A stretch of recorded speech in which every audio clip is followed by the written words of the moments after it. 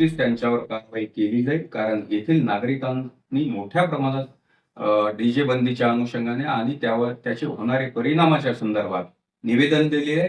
सर्वसामान्य जनतेचा त्याला विरोध आहे आणि उमरखेड शहरातली जर परिस्थिती पाहता, मिरवणूक मार्गामध्ये मोठ्या प्रमाणात डीजे लागतात आणि अरुंद रस्ते आणि डीजे लावल्यामुळे टोटल आम्हाला कायदा व सुव्यवस्था परिस्थिती हाताळण्यास मोठ्या प्रमाणात अडचण निर्माण होते आणि त्यावरून अनेक डीजेवर वादातीत गाणी, एखाद्या विशिष्ट प्रकारच्या धर्माच्या, जातीचे गाणे वाजवल्यावरून त्यावरून सुद्धा मोठ्या प्रमाणात जातीय तेढ निर्माण होत आहे. या सर्वच एकंदरीत परिस्थितीवर डीजे वाजवण्यास निश्चितच पूर्वीप्रमाणेच ती बंदी म्हणण्यापेक्षा पोलिसांमार्फत त्यावर निर्बंधच आहेत.